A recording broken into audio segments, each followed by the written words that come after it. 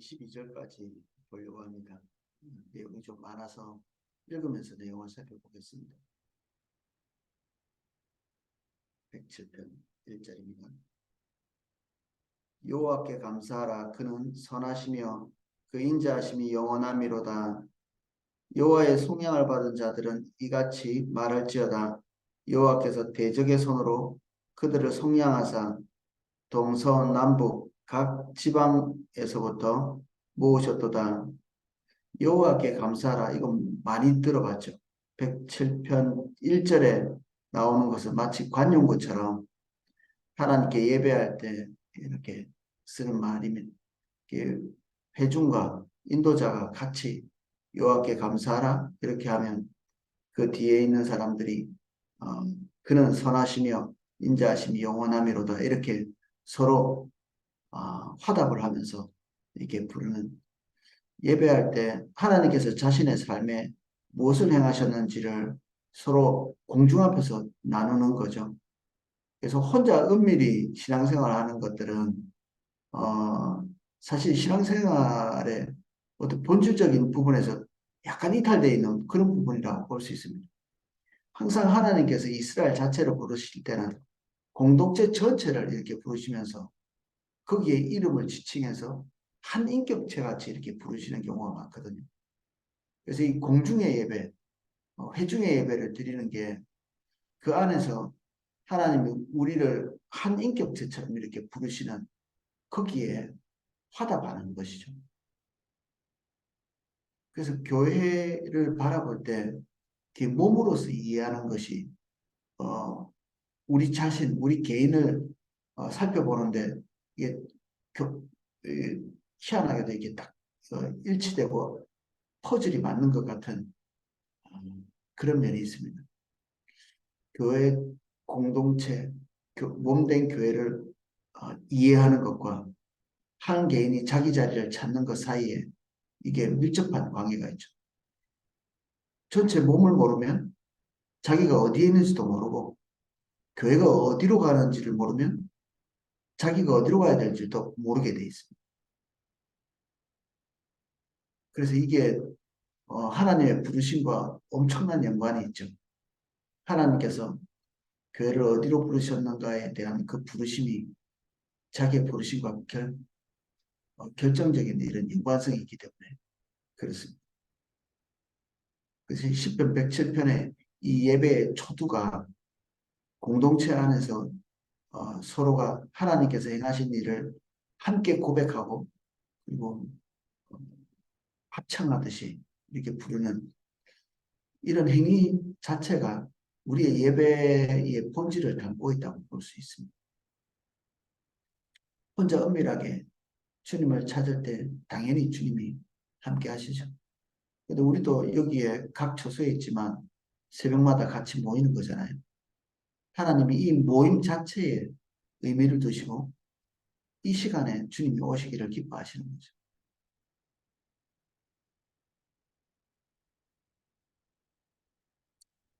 일, 2, 3절을 읽었는데 이 시편 107편에 우리가 배후를 알 수 있는 그런 내용입니다. 이 초두가 이스라엘 백성들이 출애굽한 다음에 그리고 가나안 땅에 들어가서 하나님의 인도를 따라 사는 것이 마땅함에도 불구하고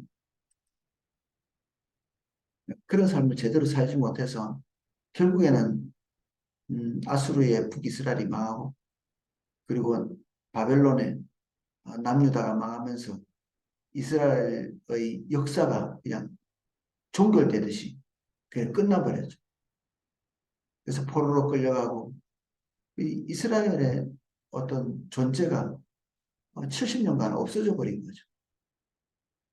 완전히 없어진 것은 또 아니라서 그들이 포로의 삶을 사는 동안에도 하나님께서 그들의 삶을 주도하시고 인도하시고 그런 모습들을 우리는 성경에서 확인할 수 있습니다. 동서남북 각 지방으로부터 모으셨다는 것은 이스라엘 백성들을 포로에서부터 다시 또 되돌려서 지금 현재 이 노래를 부르고 있는 이 시점에는 다시 그들의 고토로 돌아온 고국으로 돌아온 그러한 상황이죠. 그러면서 그들이 기억을 반추하면서 그들이 국가를 잃고 나라를 잃고 자기 고향을 잃고 끌려갔던 그 시대부터 차근차근 자신들의 삶을 되씹고 있는 그런 시입니다. 우리는 도대체 왜 이렇게 고통받는 길로 왔고 하나님 왜 우리 역사에 이런 일을 해오셨는가요? 이것도 공동체뿐 아니라 한 개인에게도 적용되겠죠. 내 삶은 이렇게 평탄하지 않고 왜 올라갔다 내려갔다 왜 이렇게 굴곡지면서 완전한 이게 안전지대라고 볼 수 있는 그런 곳에 들어가지 못할까? 또는 이건 또 밖에서 보는 시각일 수도 있는데 어떤 한 사람이 하나님과 평온의 자리에서 왜 하나님과 긴밀한 관계를 지속적으로 유지하지 못하고 그들이 또 이탈해서 평온의 어떤 환경이 주어지면 금세 그렇게 이탈할까? 원래 은혜가 없던 사람보다 은혜가 있다가 그 은혜를 잃어버린 사람, 그 은혜를 잃어버리면서도 주님께 돌아가지 못하기 때문에 환경적으로 목을 조이는 것처럼 점점 옥죄어오는 그런 면이 있거든요. 그러면 사람이 거기서 이렇게 금방 돌이켜야 되는데 그 시점쯤에는 하나님께 마음이 상해가지고 다시 돌아오지 않는다. 왕년의 은혜에 있었던 사람이 돌아오지 못한다. 평온의 길을 지속하지도 못하고 그리고 어려움이 지속되지도 않습니다. 하나님이 이것을 병행하게 하시면서 우리 인생 전체를 보지 못하게 한다고 솔로몬은 얘기하고 있거든요. 우리의 인생 전체를 보지 못하도록 형통할런지 아니면 이 어려움이 지속될런지 이 병이 지속될런지 내일 다시 건강해질지 우리가 가지고 있는 건강이 계속 유지될지 아니면 내일 다시 고통 속에 들어가게 될지 내 명예가 지속될지 아니면 땅바닥에 내동댕이 쳐질지 아니면 땅바닥에 내동댕이 쳐진 이 상태 그대로 계속 갈 건지 다시 회복될 건지 그런 것들을 알 수 없게 만드셨다. 이 솔로몬이 인생을 관찰하면서 본 바인데 이 시편 107편이 쭉 그런 내용들이 펼쳐져 있습니다.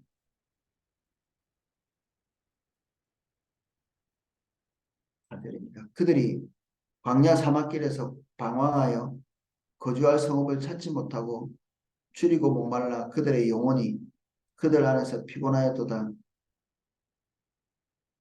이에 그들이 근심 중에 여호와께 부르짖음에 그들의 고통에서 건지시고 바른 길을 인도하사 거주할 성읍에 이르게 하셨도다. 그들이 광야길에서 고통한 것 이거는 여러 가지 이 이미지가 떠오르죠.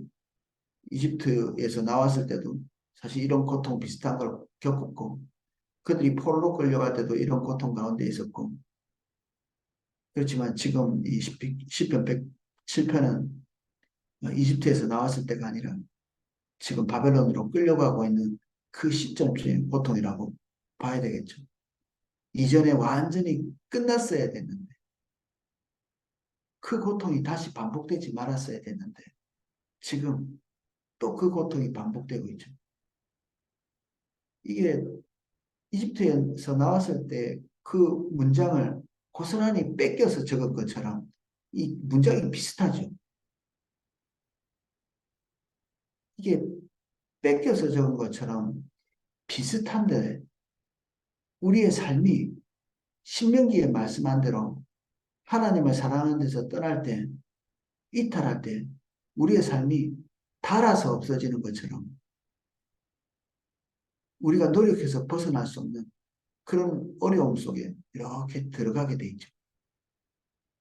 이게 신명기에 말씀하고 있는 하나님의 심판, 저주 또는 축복, 이게 딱 그 구조 그대로 하나님께서 약속하는, 하나님과 가까워지면 하나님의 생명이 오르고 하나님과 멀어지면 그 생명이 끊어지는, 거기는 모든 공급도 다 포함되어 있는.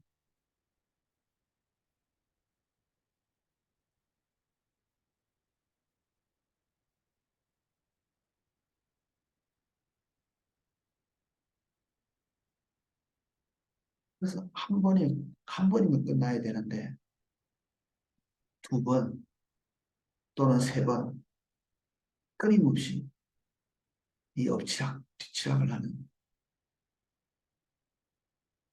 그래서 궁금하기도 하죠. 지금 내가 서 있는 이 자리가 끝일까? 이 상태가.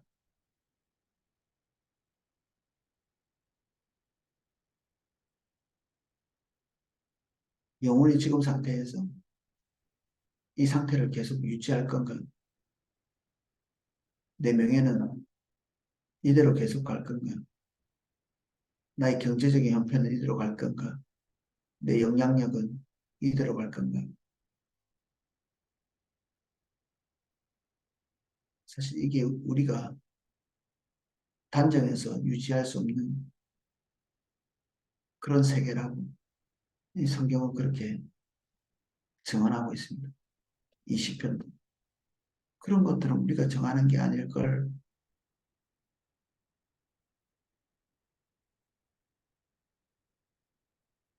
이 회고하고 있는 거죠. 그렇게 할 수 없다.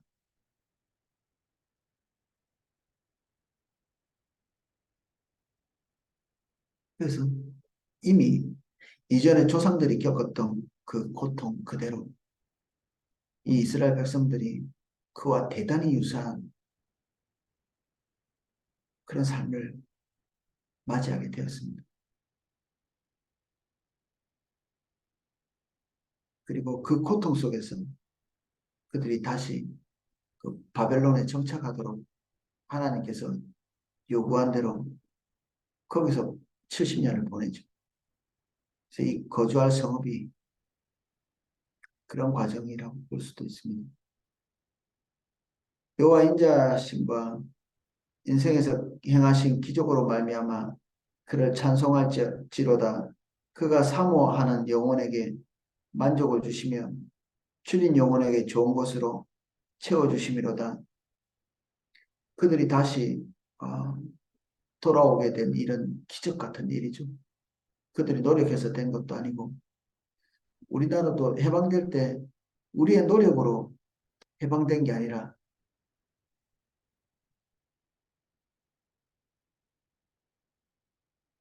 하나님께서 그 촉새를 끊으신 거죠. 촉새를. 독립투쟁을 해서 이렇게 우리나라가 해방된 게 아니라 독립투쟁을 할 때마다 우리나라에는 잔혹한 학살들이 물론 일본에 의해서 그렇게 된 거지만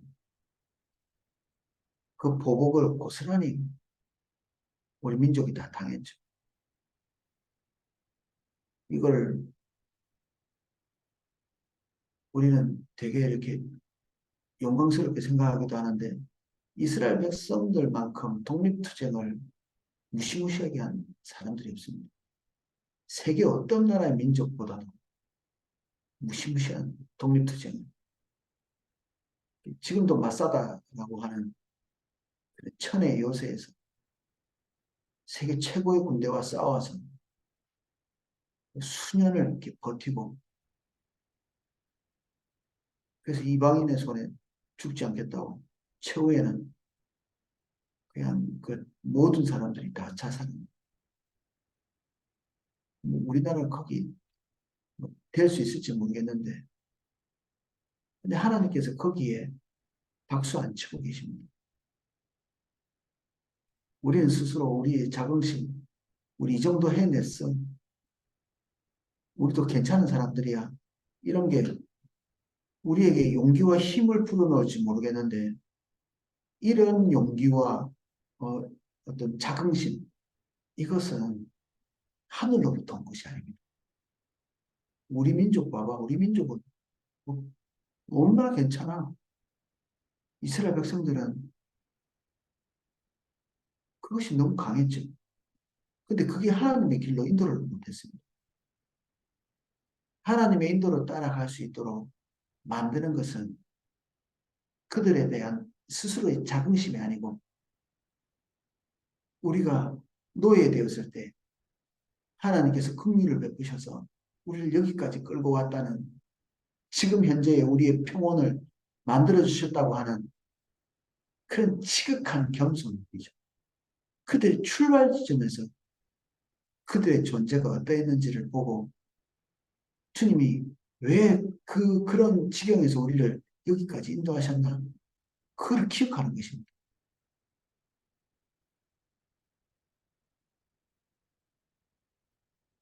우리 성도님들도 그렇고 목회자들도 가끔 그런 분들이 있고 죽음의 지경에서부터 하나님이 건져내신 그런 경우가 종종 있잖아요. 죽는 게 정상인데 저 정도 상태면 하나님이 거기서부터 끄집어내시는 생명을 잃고 나면 뭐가 남습니까? 시체죠, 시체. 왜 하나님이 하나님의 소중한 일들을 감당해야 되는 사람들에게 그런 것들을 경험하게 하시느냐? 평생에 잊지 말라고 하는 겁니다.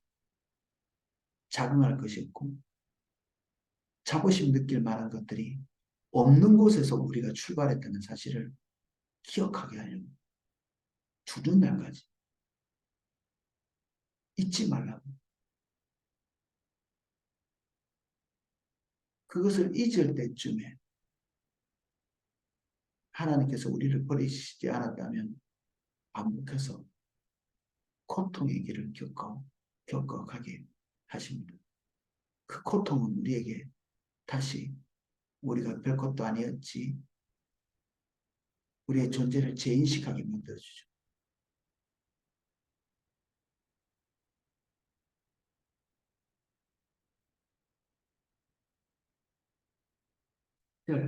사람의 흑암과 사망의 그늘에 앉으며 공고와 쇠사슬에 매임은 하나님의 말씀을 거역하여 지존자의 뜻을 멸시함이라. 그, 그 모습은 계속 하나님 앞에 하나님을 존중하는 모습으로 서 있지만 하나님을 떠날 때는 우리 마음에서부터 떠나게 돼 있거든요. 굉장히 지혜롭게 되는 거죠.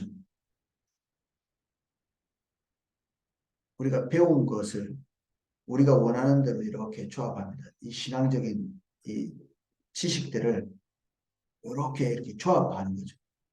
우리가 배운 것이 10가지면 그동안에는 이 배운 종교적인 지식들이 하나님의 인도를 따라 차근차근 이렇게 정리되어 있다면 이거는 이 지식은 좋은 것인데 우리가 주님을 떠나고 나면 이 멀쩡하게 있던 이 10가지의 지식이 이렇게 재배치됩니다. 이 지식들이 재배치됩니다. 어떻게 재배치되느냐? 지식의 내용은 똑같거든요. 이게 재배치돼서 자기 목적에 부합하도록, 자기 뜻에 부합하도록, 자기 관심사에 부합하도록 이렇게 재배치하는 거죠. 이 배운 지식이 한때는 하나님을 경외하도록 만들었지만 이 똑같은 지식이 어느 시점을 이렇게 넘어오면서 재배치되면서 자기의 뜻을 이루는 데 적합하도록 말씀이 재구성됩니다. 이게 무서운 겁니다. 말씀의 재구성. 예전에 가지고 있던 그 지식이 오늘은 나를 죽이는 것이 되는 거죠.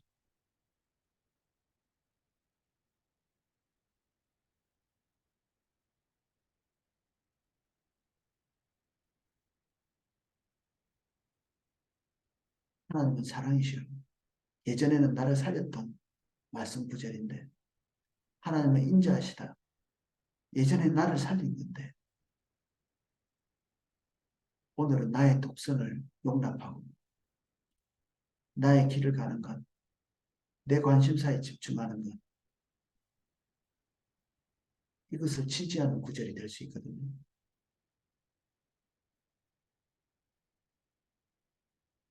하나님은 우리를 소원의 함으로 인도하신다. 이런 성경 구절도 하나님은 인간의 뜻에 굴복하시는 분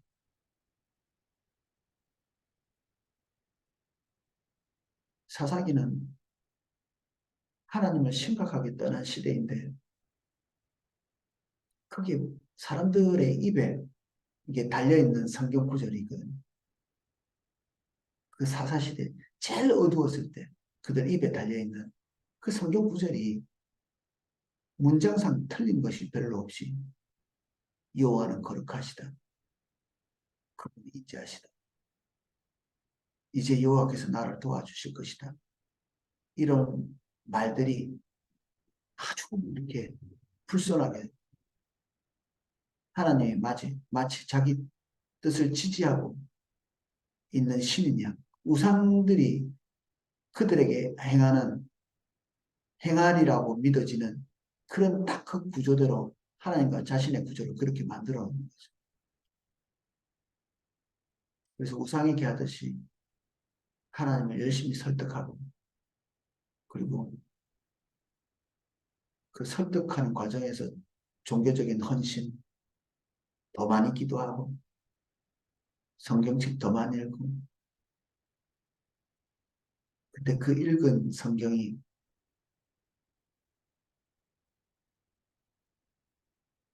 그의 뜻을 확고하게 만들고 본인의 뜻을 확고하게 만들고 그러한 기도가 그것을 더 고집스럽게 만드는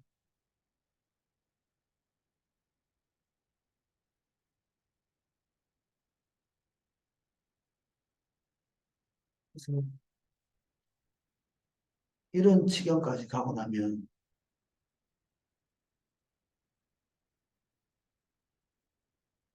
방법이 있을까 그런 고민이 될 때가 있습니다. 근데 기묘하게도 고통이라고 하는 그 최후의 방법 그것이 우리를 다시 원위치로 돌아오게 하는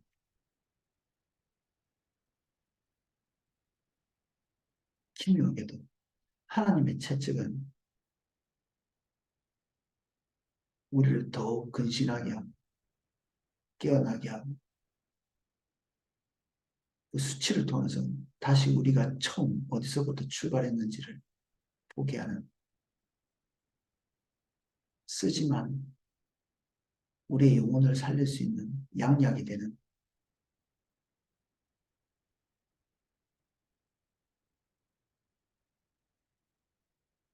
마시지 말아야 되지만 마실 수밖에 없는 영원히 죽음을 당하지 않으려면 영적인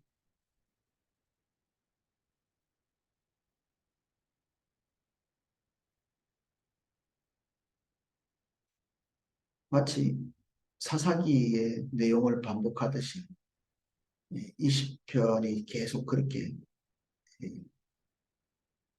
빛과 어둠을 나타내고 있습니다. 이에 그들이 그 환란 중에 여호와께 부르짖음에 그들의 고통에서 구원하시되 그 고통 속에서 다시 초점을 주님께 두는 거죠. 뭐 순수하다 이렇게 보기는 어렵습니다. 아프니까 자기 능력과 힘으로 안 되니까 주님을 한번 보는 거죠. 흑암과 사망의 그늘에서 인도하여 내시고 그들의 얽어맨 줄을 끊으셨도다. 이제 해방된 거죠.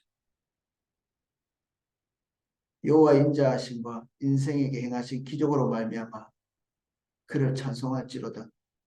그가 농문을 깨뜨리시며 세빗장을 꺾으셨음이로다. 영원히 나올 수 없을 것 같은 그런 고통 속에서 하나님이 건져내시는 것을 노래합니다. 미련한 자들은 그들의 죄악의 길을 따르고 그들의 악을 범하기 때문에 고난을 받아 그들은 그들의 모든 식물을 싫어하게 되어 사망의 문에 이르렀도다. 주님께서 지탱하게 하신 육신은 주님을 위한 것이죠.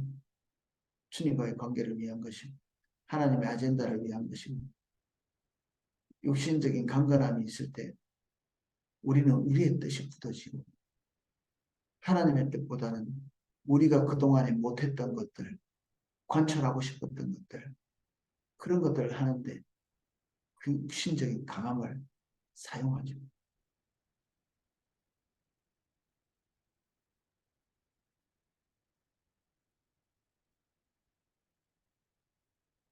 그래서 그 막다른 지점까지 갈 때 하나님께서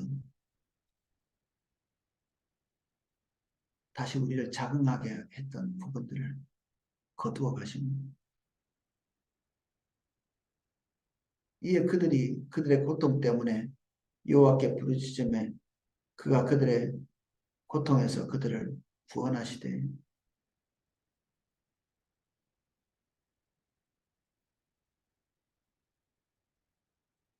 다시 그들이 주님 찾을 때 하나님께서 오셔서 그들을 고통에서 해방시키십니다. 그가 그의 말씀을 보내어 그들을 고치시고 위험한 지경에서 건지셨도다.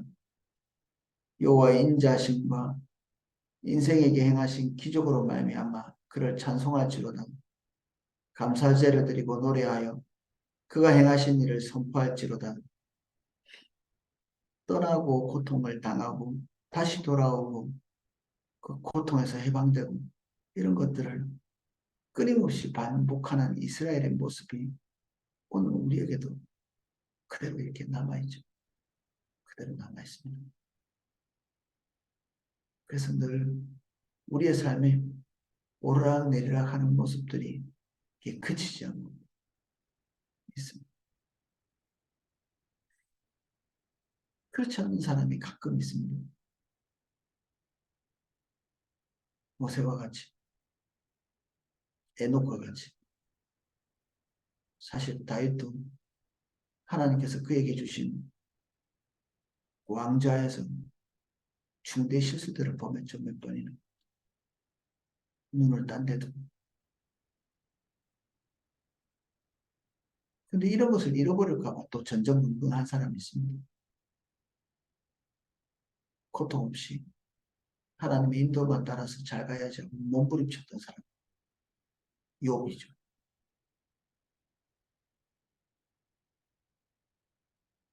그 성경에서 하나님이 자기에게 베풀어 주신 그 은혜, 그것을 유지하는데 몸부림치는 하나님 앞에서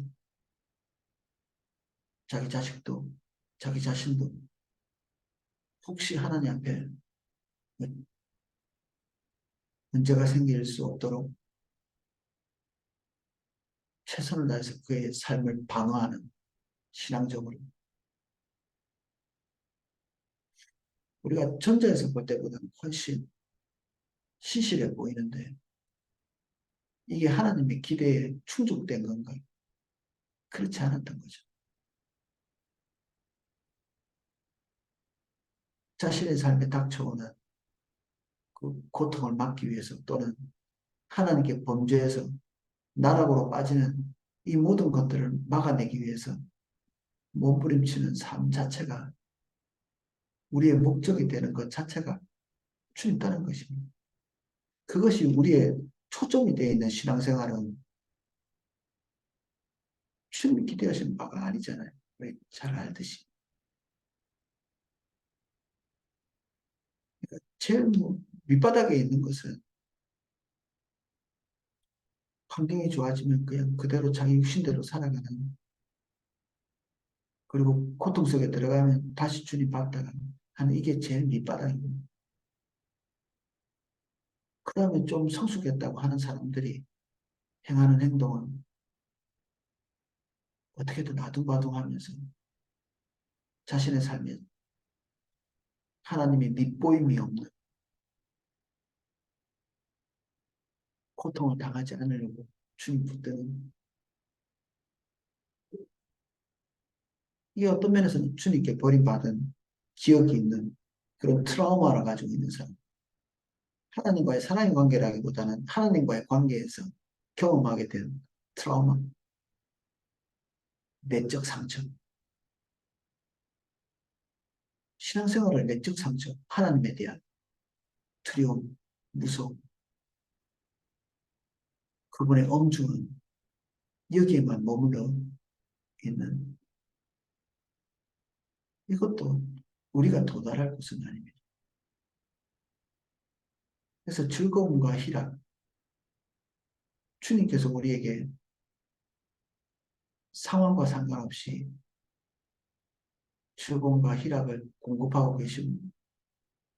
그러니까 주님 때문에 즐겁고 행복한 것이 우리에게 와 있으면 우리가 지켜야 될 것은 바로 그것이죠. 하나님과의 교제의 달콤함, 그분이 있기 때문에 즐거움. 우리 하박국 선지자가 최종적으로 그가 정리한 하나님의 공급이 없을지라도 그분 자체가 우리에게 기쁨이 되고 즐거움이 되는 그러한 자리, 범사에 감사할 수 있는. 사실은 그럴 수밖에 없는 게 하나님과 우리와의 관계입니다.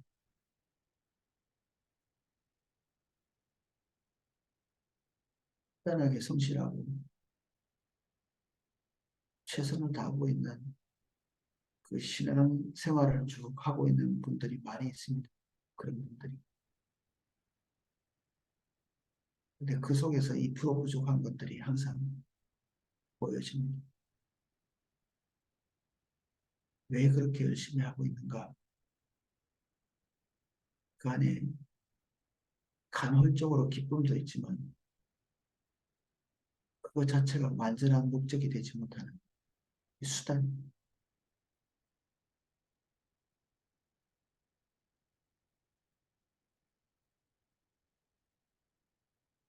그 107편이 비슷한 내용으로 계속 되고 있지만 오늘은 여기까지 살펴보겠습니다.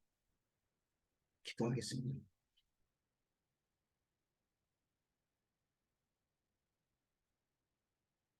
이스라엘 백성들이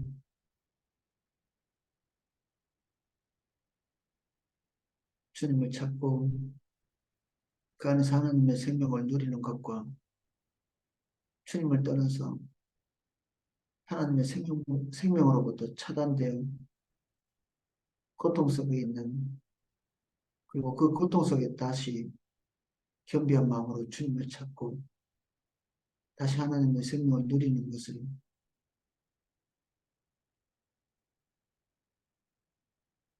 계속해서 반복하는 이 시편 107편 이 기자가 자기 민족의 과거를 돌아보건대 이런 것의 끝없는 반복이었던 것을 발견했습니다. 우리의 개인의 삶을 돌아봅니다. 우리가 이런 반복이 끝나게 해주십시오.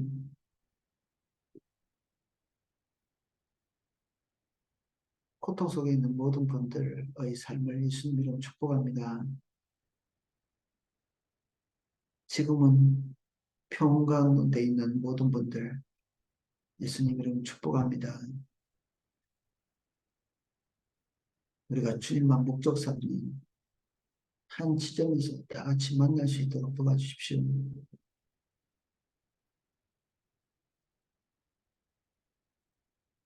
끊임없이 듣고 있는 것이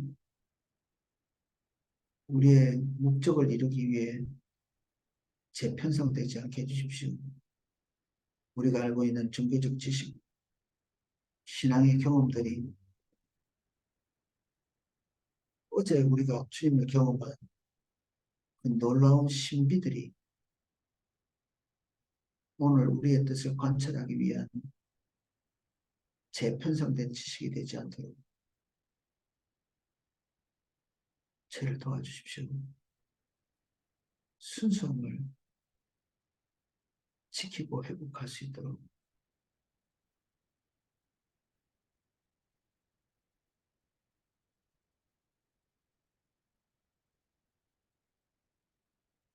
섞인 것이 없게 해주십시오.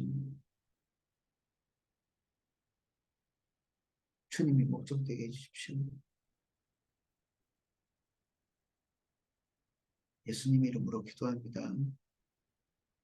아멘.